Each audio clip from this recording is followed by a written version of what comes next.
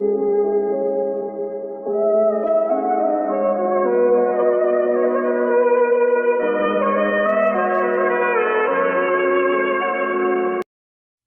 and servants are frequently individuals who originate from underprivileged backgrounds and aspire for better opportunities in more affluent nations.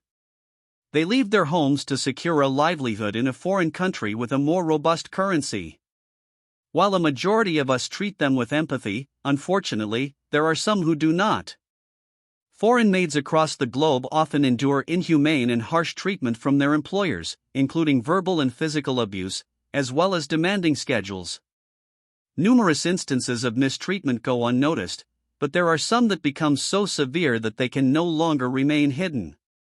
Today, we delve into a particularly distressing case that has not only shocked the public but also the judiciary. Considered the most egregious mistreatment of a foreign domestic worker ever witnessed, this is the heart-wrenching account of the tragic demise of a Burmese maid in Singapore, Piang Ngaih Don. Piang, hailing from a humble background in the small Dimpi village of Myanmar, faced tragedy at a young age. When her parents passed away when she was just 4 or 5 years old, she and her 9 siblings were left to fend for themselves. Life was tough, but they managed to make ends meet by cultivating and selling vegetables on their small plot of land. Despite the hardships, they held on to their faith, believing that life would eventually improve. At the age of 15, Piang had to leave school to take care of her younger siblings. However, her life took another unexpected turn when she became pregnant and gave birth in 2013, at the age of around 21.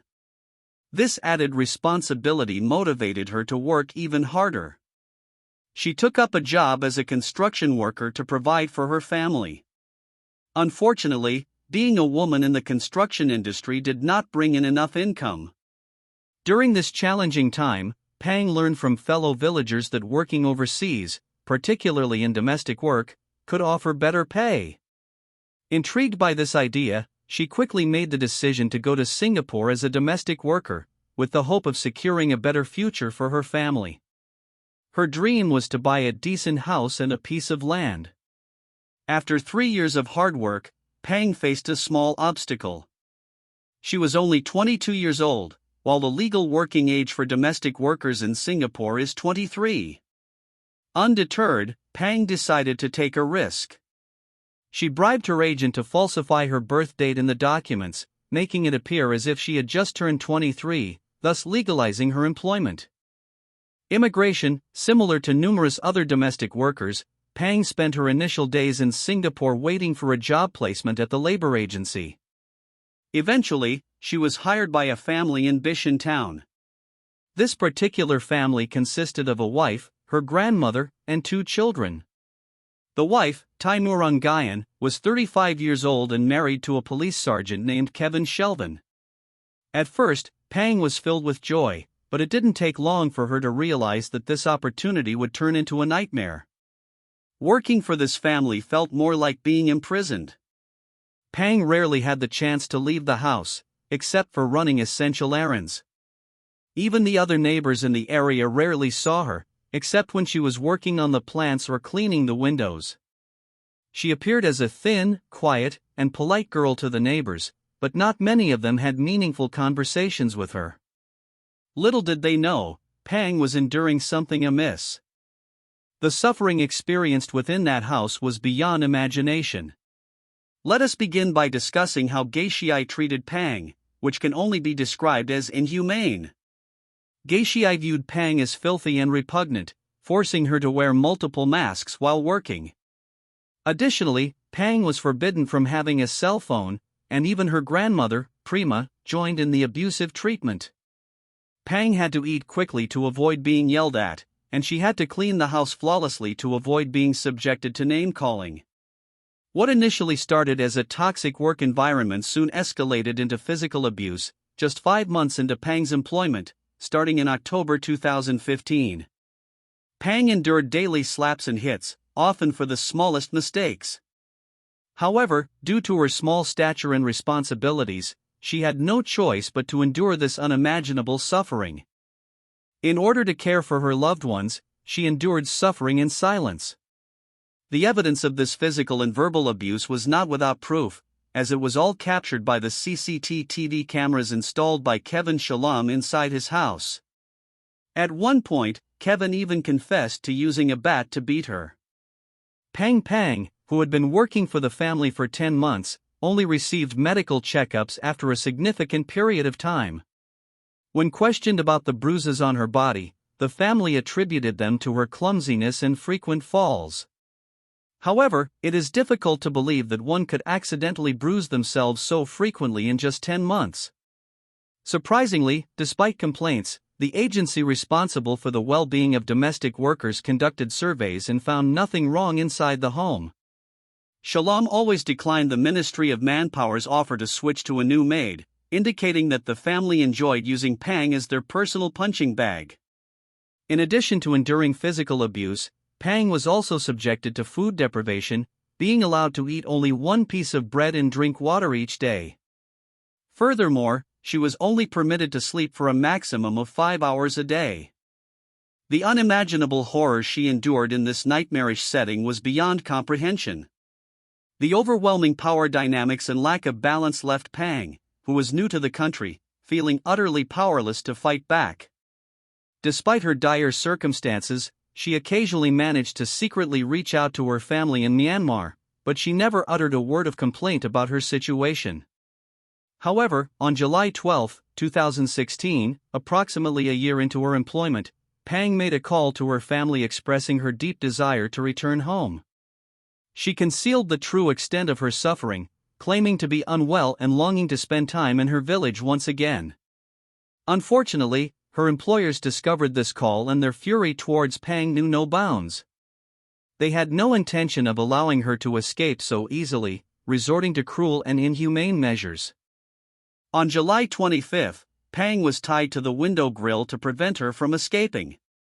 Despite this, she was forced to sleep on the floor and endured daily beatings.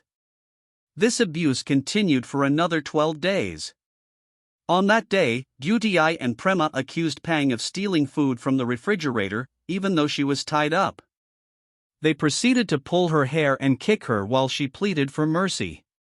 Moving to July 26, the most severe abuse took place. It is unclear what triggered it, but Gayathiri started beating Pang at 5 a.m. She stomped on Pang's neck with full force and yanked her hair so hard that her neck bent backward twice. As if that wasn't enough, Gayathiri then choked her, even though Pang had lost consciousness. Initially, when they realized Pang wasn't responding, they brushed it off, thinking she simply didn't want to wake up. However, when Gayathiri's husband was leaving for work around 7 a.m., Pang's immobility caught their attention, prompting them to attempt resuscitation. However, despite their efforts, she remained unresponsive. In order to avoid attracting unwanted attention, they decided to contact a clinic for a house call treatment. They informed the nurse that their maid had fainted on the kitchen floor. The clinic agreed to send a doctor, so while waiting, they discreetly changed Pang into different attire and untied her, possibly in an attempt to hide any evidence. When the doctor finally arrived and examined Pang, she was declared deceased. Both women feigned surprise and insisted that Pang had been moving earlier. The doctor wasted no time and immediately called for an ambulance and the police to conduct an investigation. By 11 a.m., the police arrived and secured the area to prevent curious neighbors from interfering. Inside the house, they discovered the lifeless body of a maid, covered in bruises and appearing emaciated. The women's feeble attempt to suggest that Pang had been alive earlier was painfully transparent, even to a child. Pang's demise resulted from severe brain damage caused by a lack of oxygen and neck trauma. Dr. George Paul's autopsy revealed that she had 31 recent scars, 47 injuries, and was severely malnourished, bordering on starvation. The oxygen deprivation caused by Gayathiri shock contributed to Pang's brain damage, ultimately leading to her death. Additionally, Pang had lost a significant 38% of her body weight, weighing only 24 kilograms at the time of her passing. The police swiftly gathered evidence and apprehended both Gary and Prema on Wednesday, July 27. Surprisingly, neither of them resisted arrest, understanding the futility of doing so. The very next day, both Gary and Prema were formally charged with first-degree murder by the state courts of Singapore. It is widely known that a conviction for first-degree murder carries the death penalty in Singapore, yet neither woman displayed any emotion upon hearing these charges. A comprehensive investigation was launched to gather evidence for both the prosecution and defense teams, including CCTV footage, witness statements, and psychological assessments. In April 2020, Juan's psychological assessments were completed, revealing a diagnosis of obsessive-compulsive personality disorder and postpartum depression. This diagnosis was supported by her behavior, such as instructing her sister-in-law to wear a shower cap to prevent her hair from dirtying the shower, and her excessive cleaning habits. Postpartum depression was also a contributing factor to Gu's inability to control her emotions. While individuals with depression are not typically prone to violence, Gu's combination of sleep deprivation and the responsibility of caring for her second child may have triggered her explosive anger. However, it is important to clarify that having OCD and postpartum depression does not make someone a murderer. As a result of the psychiatric assessment, the charges were reduced from murder to culpable homicide. This change meant that the potential sentence was reduced from the death penalty to a maximum of life in prison, along with possible caning or fines. Furthermore, investigators discovered that the CCTV footage had been concealed. Chelvam immediately removed the CCTV system after Piang's death, with assistance from Prema. When questioned by the criminal investigation officer about the presence of CCTV in his house, Chelvam lied, claiming it had been removed a year earlier. In reality, Chelvam was well aware that using the CCTV footage as evidence would result in more severe sentencing. After its removal, the CCTV was passed from person to person for safekeeping. Initially, it went to Prema, who then gave it to her daughter-in-law. Finally, the woman's husband handed it over to a friend for safekeeping. However, the police quickly caught on and successfully retrieved the CCTV footage from the cooperative friend. The footage revealed the family pouring cold water on her and brutally assaulting her with their feet, hands, and even metal objects. Gu even burned Piang. In front of Gu's infant son, Piang was subjected to torture, including being choked and burned with a hot iron. These horrific abuses took place while the child was nearby, innocently playing games. Gu's trial, which occurred in late February 2021, involved 114 charges related to torture.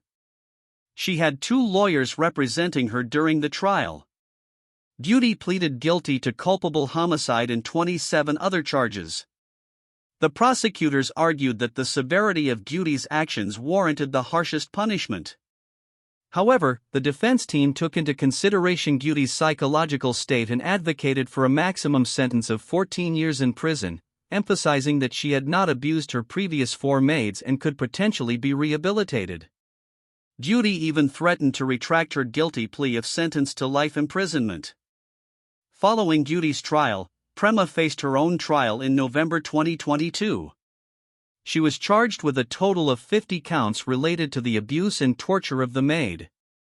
However, she only pleaded guilty to 48 charges. Prema's defense team made an effort to present CCTV evidence in order to support their argument for leniency. They portrayed Prema as a loving and caring grandmother who took care of Piang's bruises and wounds before her death. Throughout the entire process, the prosecution and the High Court remained steadfast in their determination. Ultimately, Gu received a 30-year prison sentence, while Prema was sentenced to 17 years. The court deemed them unremorseful and malevolent. Upon hearing her sentence, both Gu and Prema applied for an appeal. Gu attempted to argue that she had exchanged WhatsApp messages with Piang's family in Myanmar and that they had forgiven her. She even tried to submit additional psychiatric assessments from 2 different psychiatrists, seemingly shouting, "I'm mentally ill, so please forgive me."